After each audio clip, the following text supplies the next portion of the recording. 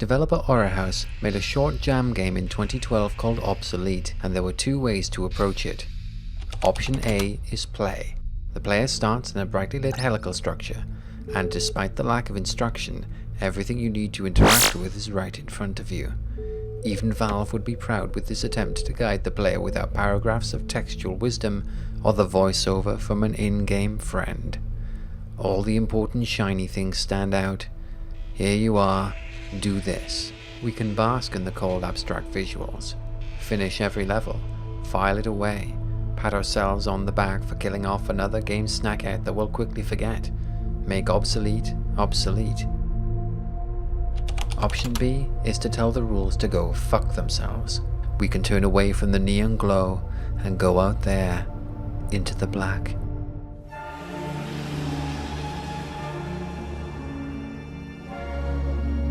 The dark is not empty.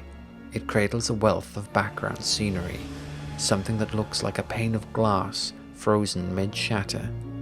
But like we cannot help but see a dragon or a face in clouds passing overhead, we see pockets of order in this gloomy chaos. Here we see a set of steps, but to where? Each time we move out a little further, we see more shapes and formations beckoning towards infinity. If we look back, the helix at the start is now a blip in the distance, yet there is still more to see. How far do these objects stretch? Eventually, the helix vanishes and it becomes increasingly difficult to make things out. Surely there must be an end somewhere. Where is the edge of this space? Finally, there is a terrible accident. Somehow we lose sight of the objects and are left floundering in the void. This is just a game, but to be lost in this infinite darkness is terrifying. There is no trail of breadcrumbs to follow. It is not often that games permit players to become irretrievably lost. In an early version of Proteus, you could get lost in the ocean. I once travelled off the island, wondering if there were any surprises to find out there.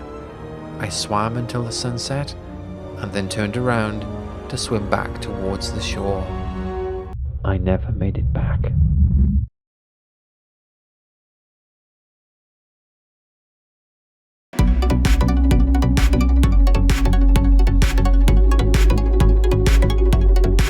I'm taking off in a Piper Archer from Migsfield Airport, Chicago. In Sublogic's Flight Simulator 2, you traveled in real time. It took plenty of real time to get anywhere.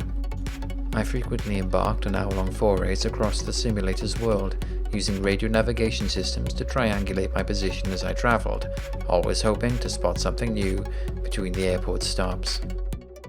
There were severe limits to 3D graphics on my 8-bit Atari computer, so structures were few and far between. I would watch in awe at mere dots appearing on the horizon, the game flashing off a bit of thigh, making me wonder if I'd found a new freeway or building. Flight Simulator 2 was a slow striptease, which made the moments of discovery more powerful than if I had just been speeding around in a jet car.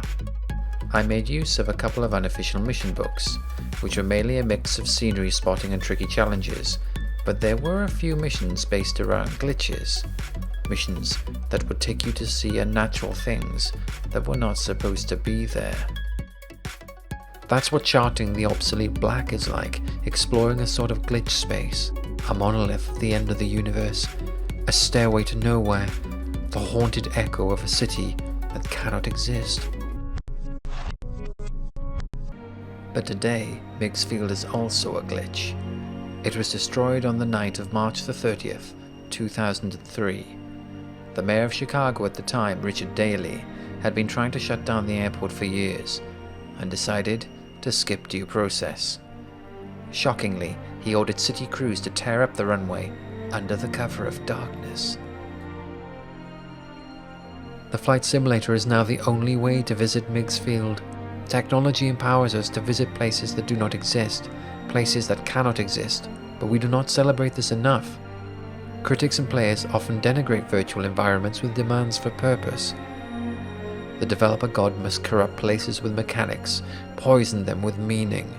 Proof of intelligent design must be demonstrated through challenges or collectibles. The journey itself is never enough.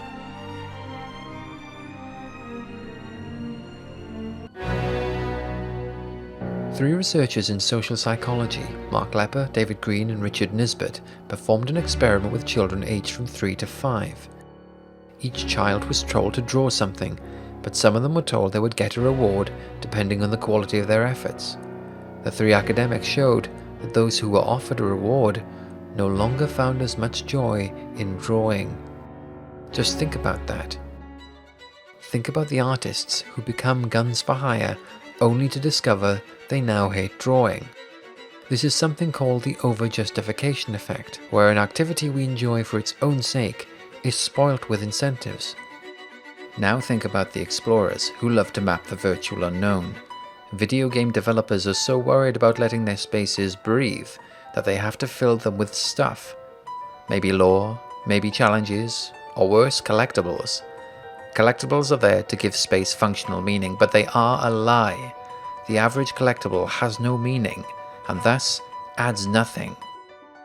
These are incentives that can damage the player's own yen for exploration. Even so-called walking simulators are, more often than not, scout and trigger experiences where players seek hotspots to trigger an activity. For example, in Dear Esther, we walk to trigger a series of monologues. It was as if someone had taken the car and shaken it like a cocktail. The glove compartment had been opened and emptied with the ashtrays and the boot. It made for a crumpled museum, a shattered exhibition. In Connor Sherlock's The Rapture is Here and You Will Be Forcibly Removed from Your Home, a great disc descends from the sky to wipe out the world.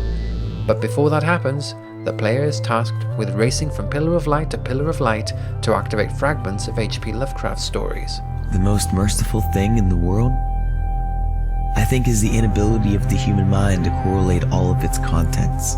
Similarly, in Time Frame, the player is allowed to explore the last 10 seconds of a world in slow motion. The original version created for a game jam in 2013 was intriguing. The recent commercial version is more attractive, but now also has, shocker, collectibles. Why do this?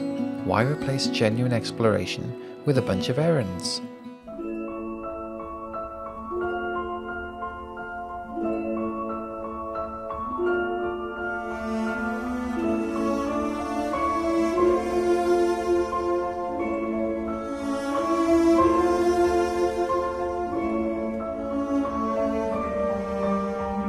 As a tourist in Venice, I don't have to go to the Bridge of Sighs or St. Mark's Basilica.